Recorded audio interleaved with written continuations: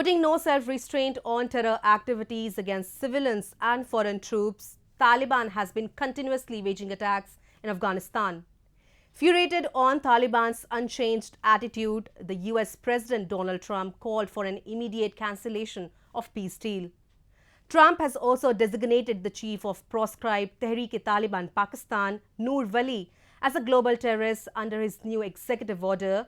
The stern action came in wake of Taliban's latest terror attacks near US Embassy in Afghanistan. We have a report.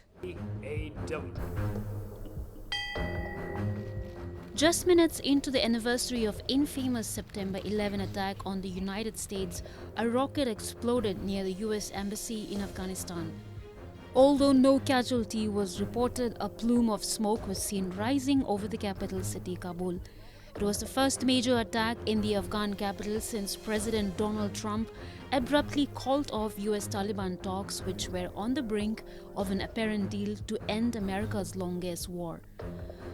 The attack on US Embassy could be interpolated to Taliban's announcement of continuing fight against United States forces after US ceased further peace negotiations.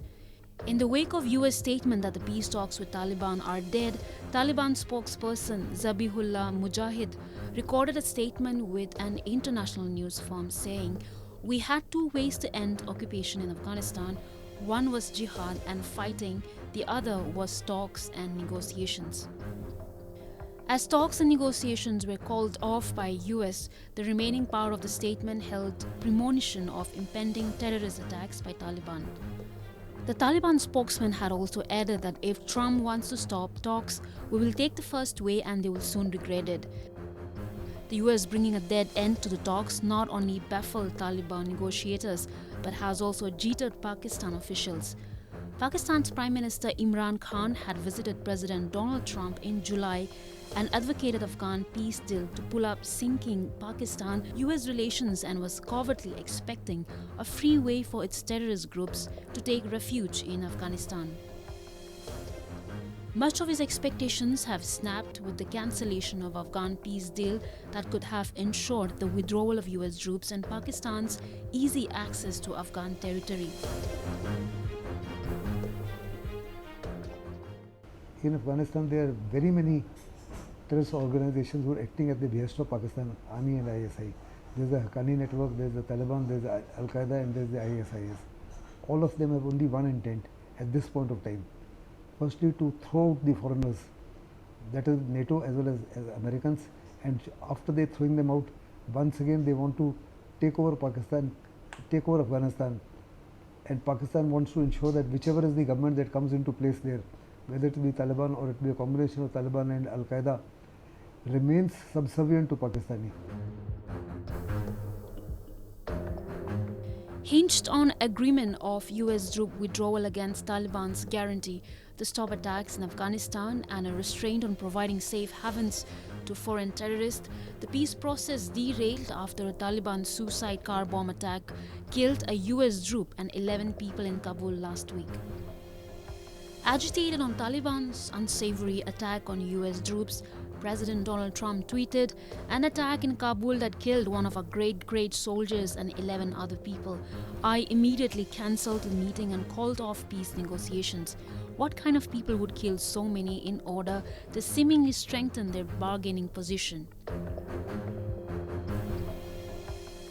We had peace talks scheduled a few days ago. I called them off when I learned that they had killed a great American soldier from Puerto Rico and 11 other innocent people. They thought they would use this attack to show strength, but actually what they showed is unrelenting weakness. The recent Taliban terror attack near the US Embassy in Afghanistan in retaliation to US cancelling the peace talks had further aggravated the US leaders. In a stern move against the Pak-backed Taliban terrorists, the US President Donald Trump has designated the chief of the proscribed Tehreek-e-Taliban Pakistan, Noor Wali, as the global terrorist in his new executive order. The terror acts by Taliban insurgents were also condemned during a conference of United Nations Assistance Mission in Afghanistan.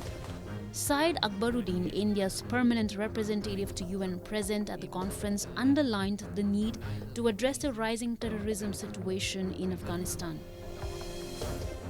Peace and reconciliation cannot go forward in an atmosphere of terror.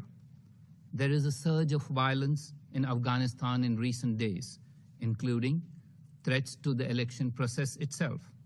The support and safe havens enjoyed from beyond Afghanistan's borders by groups such as the Taliban, the Haqqani network, Daesh, as well as Al-Qaeda and its proscribed affiliates, including the Lashkar-e-Taiba and the Jaish Mohammad, must be addressed. Presidential elections in Afghanistan are just a couple of weeks away. With US-Taliban talks reached a dead end, Afghan government is up against a greater challenge of shielding the ballot process from the baffled Taliban insurgents. However, Afghan security forces would remain highly motivated as their allies are to stay with them in their fight against Taliban terrorists.